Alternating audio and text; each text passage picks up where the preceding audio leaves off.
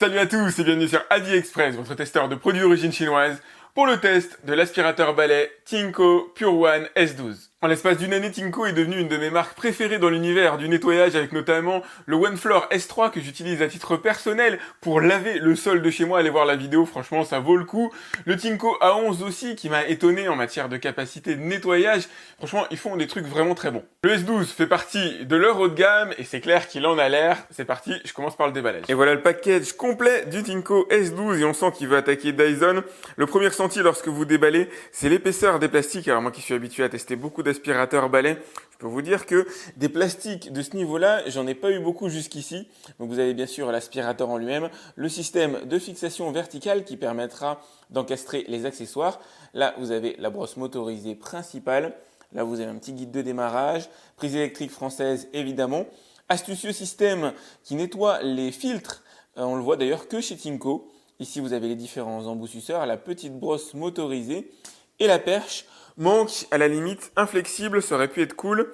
Et une brosse fluffy à mettre à l'intérieur de la brosse motorisée, puisque là on a vraiment du grattant immédiatement. Une chose saute aux yeux pour moi, c'est le beau gosse de la classe, ça c'est clair. L'association noir, blanc et pseudo-chrome, puisqu'on est ici sur un revêtement intégralement en plastique, est vraiment du plus bel effet. Il pèse un peu moins d'1,7 kg, ce qui est raisonnable. Il dispose d'une gâchette pour le démarrer, exactement comme chez Dyson. Vous restez appuyé et si vous relâchez, ça s'arrête. Mais il a aussi un système de gâchette automatique que vous avez juste ici. Alors plus ou moins heureux parce que le bouton est en plastique, il aurait été un peu plus sympa en métal, mais ça a le mérite de fonctionner et de vous éviter d'avoir à rester appuyé. Tant qu'on est sur l'arrière, un truc cool parce que c'est pas implémenté à l'intérieur de tous les aspirateurs balais, vous avez ici une batterie amovible. Ce qui signifie que vous allez pouvoir en acheter une deuxième en remplacement ou pourquoi pas compléter la première si vous avez un château. Ici vous avez le système de filtrage nettoyable à l'eau. Il est complété par d'autres systèmes de filtrage qui se trouvent à l'intérieur du bac à poussière ici de 600 ml qui s'ouvre comme ceci à mettre au-dessus d'une poubelle. Personnellement, je préfère ce système de vidange du bac à poussière par rapport à celui de Dyson que je trouve plus contraignant. Pour le nettoyer un peu plus, vous allez pouvoir le démonter normalement assez facilement. Alors là, j'ai qu'une seule main de disponible. Et face à caméra, c'est pas toujours simple, quoique il s'est quand même détaché facilement. Sous le compartiment à poussière, vous allez retrouver le filtre à particules fines et allergènes. Celui-là même qui est nettoyable avec le système que je vous ai présenté dans l'introduction quand je vous montrais tous les accessoires. Vous allez le rentrer à l'intérieur du petit système et utiliser l'aspirateur pour venir le nettoyer. J'avais oublié de le mentionner, mais il s'agit d'un filtre à particules fines et allergènes. Son objectif est de faire en sorte qu'aucune particule ne vienne se mettre en suspension dans l'air. C'est utile notamment pour les personnes allergiques. Et puis de manière générale, on n'a pas envie d'avoir des saletés qui se mettent dans l'air lorsqu'on passe l'aspirateur. C'est plus sympa si je vous le montre. Donc vous avez ici le système de nettoyage. Vous rentrez le filtre à l'intérieur. Hop.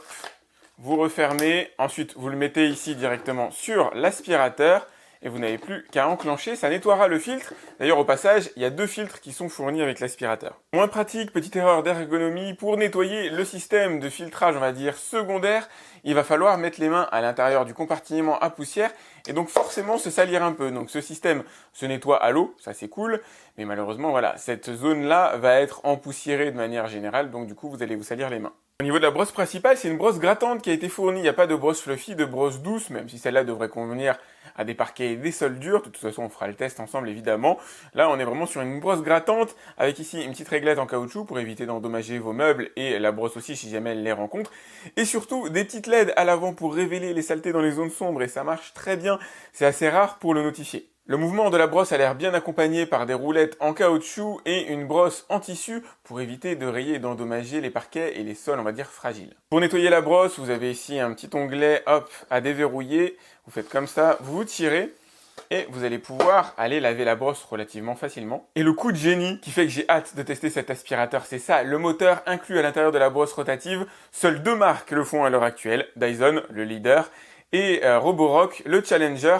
Et c'est redoutable. En règle générale, si c'est bien fait, c'est vraiment redoutable. C'est une super bonne idée. C'est ça le truc à retenir, en tout cas pour l'instant, de la présentation de cet aspirateur balai. Concernant la brosse en elle-même, elle a l'air assez classique. Elle alterne des poils souples un peu plus longs que les poils durs très rigides que vous avez ici. Donc à mon avis, les poils souples, eux, vont toucher le sol dur essentiellement et les poils rugueux auront leur aisance sur tapis. Un des attraits majeurs de cet aspirateur, c'est sa méthode d'utilisation, son écran.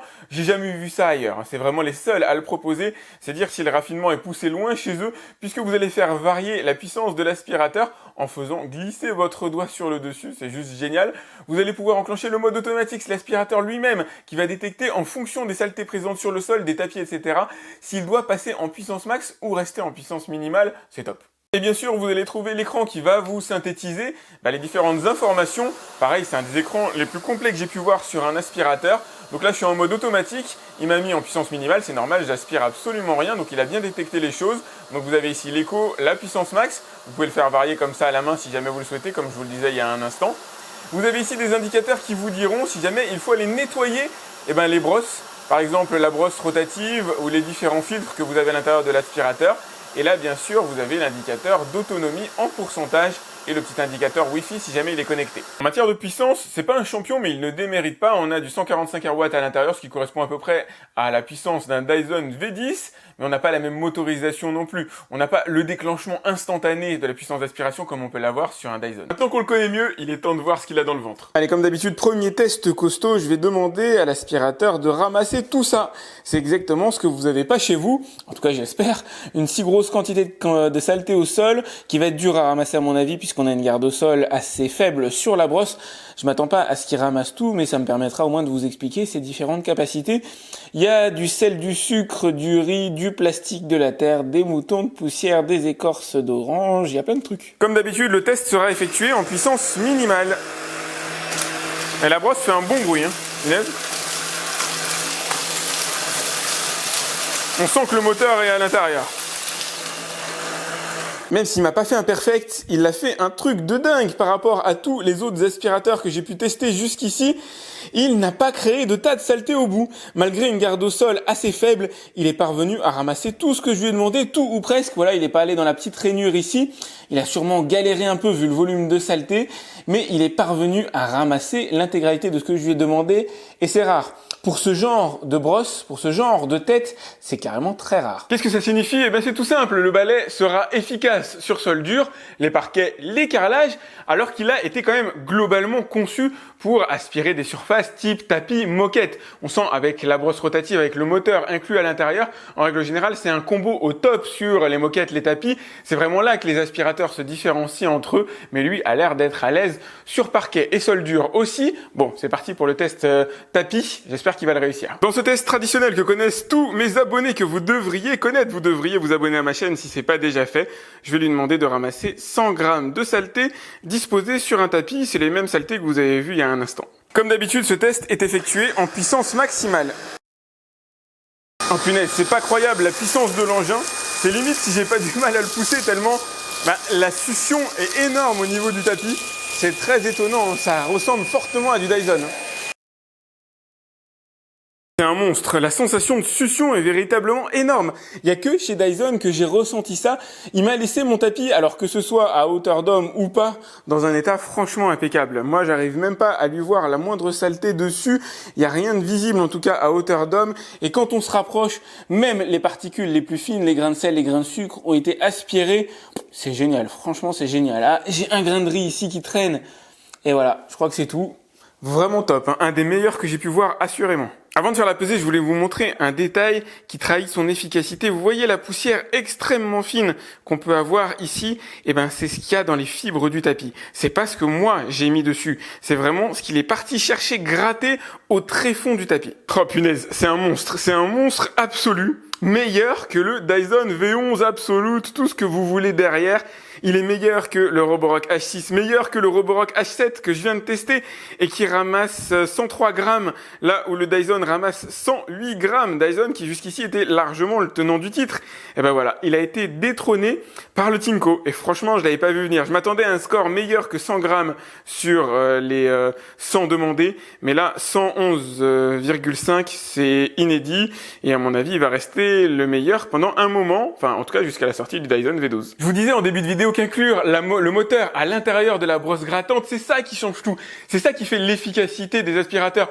En plus de la technique de conception, bien sûr, en plus de la brosse grattante, de la répartition, de la succion. Mais inclure le moteur à l'intérieur de la brosse grattante, ça transforme un aspirateur. Ceux qui l'ont compris font partie des meilleurs aspirateurs, comme Roborock, Dyson et maintenant Tinko. Alors Tinko, avec son A11, avait déjà réussi à faire faire quelque chose d'excellent. Avec son Pure One X aussi, il avait dépassé les 100 grammes de saleté ramassés sur le tapis. Et finalement, Tinko aujourd'hui, pour moi, c'est la marque qui s'impose comme étant le meilleur aspirateur. Et si vous vous demandez, alors je vous le dis à chaque fois que un de mes aspirateurs dépasse les 100 grammes, pourquoi il dépasse les 100 grammes alors que j'en ai mis 100 sur le tapis? Tout simplement parce qu'à l'intérieur de mon tapis, qui vit comme n'importe quel tapis, il y a des saletés incrustées à l'intérieur, des fibres, et que seuls des aspirateurs extrêmement puissants vont réellement à l'intérieur des fibres pour les déloger. Et c'est un tapis à poil court, c'est-à-dire qu'il n'y a pas énormément de saleté à les déloger, il faut vraiment gratter pour aller les trouver, et franchement là, il a assuré.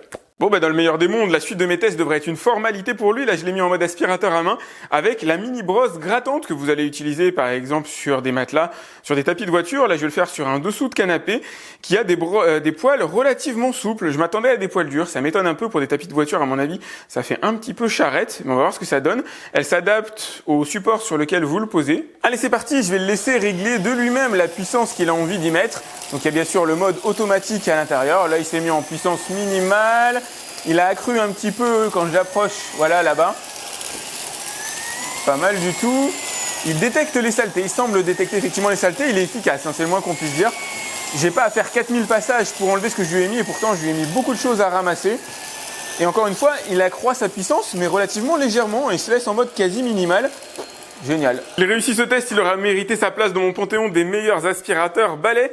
Je vais lui demander d'aller ramasser les saletés, le sucre qu'il y a ici en bordure de plainte. Je vais le mettre en puissance minimale au début. C'est pour voir s'il est vraiment en mesure de longer le mur. Là, je vais augmenter, je vais mettre au milieu. Et là, je vais le mettre en puissance max. Et voilà le résultat, je crois que ça parle tout seul, il n'y a plus rien, il a tout ramassé, il est allé jusqu'au bord de la plainte pour tout ramasser.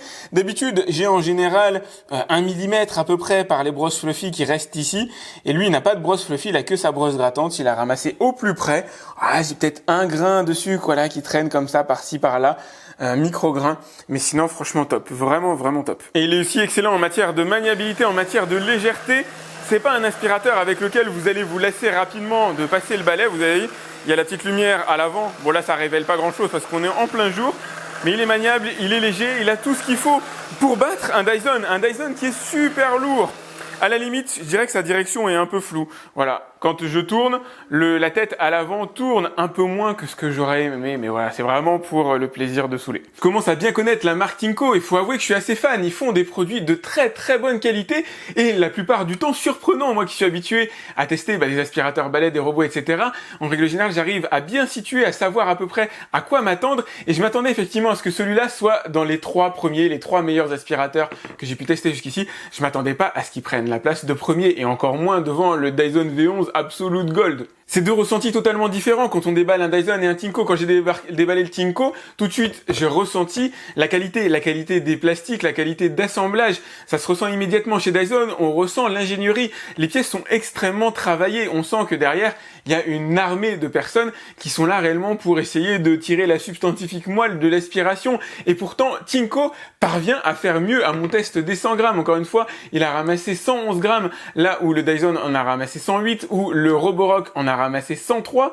C'est juste génial. Et pourtant, sa mission était très difficile parce que j'ai testé le Tinko après avoir testé le Roborock H7 sur mon tapis. Ce qui signifie que le Roborock avait déjà gratté pas mal en profondeur les saletés qu'il y avait à l'intérieur. Il en restait moins pour lui à avaler. Il aurait peut-être pu faire un score légèrement meilleur. En tout cas, toujours est-il que pour l'instant, c'est le meilleur. Et c'est vrai que quand je l'ai vu sur Amazon, je me suis dit, on peut pas développer un écran pareil, un système d'accroissement de puissance pareil, on va dire aussi original, aussi travaillé par rapport à la concurrence, sans que derrière, il n'y ait pas un monstre. Et même si c'est pas un monstre de puissance brute au niveau des AirWatt, aujourd'hui, c'est clairement lui mon leader. Aujourd'hui, c'est lui le top que j'ai testé. Il est pas parfait non plus, il lui manque quelques accessoires, il lui manque notamment la brosse fluffy pour les parquets, les sols durs de manière générale, même si la brosse grattante fait largement l'affaire. Et puis il faut se dire, à l'utilisation, très franchement, en tout cas à titre personnel, je change pas ma brosse tous les 4 matins, à vrai dire, je la change jamais, j'utilise toujours la même brosse, quel que soit le type de sol, et c'est la brosse grattante. Si vous voulez aller voir le prix de ce petit bébé, je vous ai mis le lien directement dans la description, comme d'habitude. C'est pas le moins cher du marché, mais c'est pas le plus cher non plus, et si jamais il est hors budget, je vous conseille de vous orienter vers le Tinko Pure One X qui est une très bonne alternative. Si vous avez aimé cette vidéo, n'hésitez pas à la liker, c'est important pour moi. Alors moi je suis content, à chaque fois que j'ai un aspirateur ou un produit qui dépasse les autres, forcément je suis content, ça me fait toujours plaisir de découvrir comme ça un des tops du marché. N'hésitez pas à vous abonner à ma chaîne, à cliquer sur la cloche pour être alerté lorsque je lance une nouvelle vidéo. Et je vous dis à me laisser un commentaire si jamais vous avez des questions bien sûr.